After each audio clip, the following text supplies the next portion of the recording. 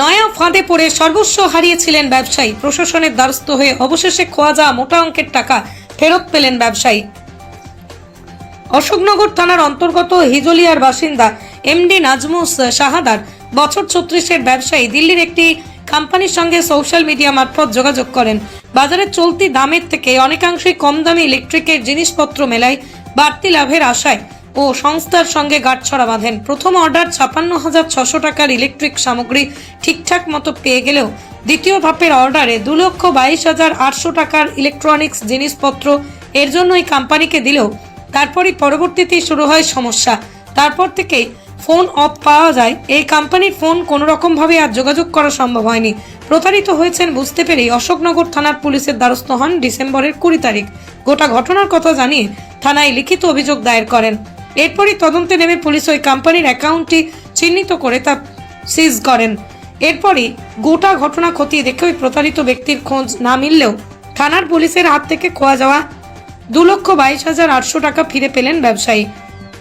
পুলিশের এমন ভূমিকায় খুশি ব্যবসায়ী, তবে সাধারণ মানুষকে তিনি এভাবে সোশ্যাল মিডিয়ায় প্রতারণার ফাঁদে পড়া থেকে আটকাতে বার্তা দেন।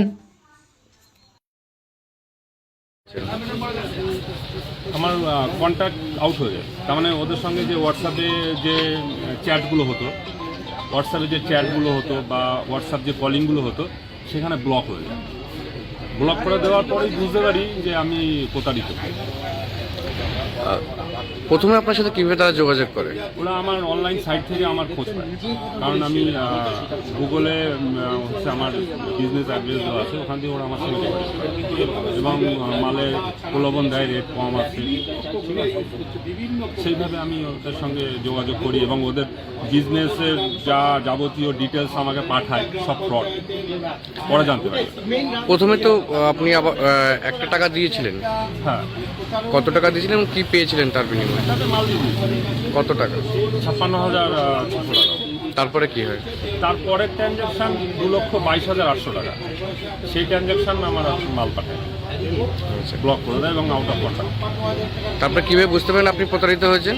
প্রতারিত আমার হোয়াটসঅ্যাপ যে আমার সঙ্গে যে কথা হতো, কবে মাল ট্রান্সপোর্টে আসবে, ঠিক আছে, এইসব কথাবার্তা এগুলো যখন আমার সঙ্গে পুরো আউট অফ কন্ট্যাক্ট হয়ে গেছে, হোয়াটসঅ্যাপে কোনো যোগাযোগ নেই, তখনই বুঝতে পারি। আমাকে অ্যাভয়েড করা শুরু করে, আমাকে গালিগালাজ কিস্তি খাস্তা করে, ঠিক আছে। প্রথম কদিন গালিগালাজ কিস্তি খাস্তা করতো, তারপরে ব্লক। তারপরে আপনার কি থানায় দ্বারস্থ হন? তারপর থানা দ্বারস্থ হই। থানা থেকে অবশ্যই হেল্প করেছে প্রচুর পরিমাণে। এনসিআরবি পোর্টালে প্রথমে আমার কমপ্লেন রেজিস্টার হয়, তারপরে ইনভেস্টিগেশন হয়, যে অ্যাকাউন্টে টাকা গেছে সেই অ্যাকাউন্ট ফ্রিজ করা হয়। প্রথমে আপনি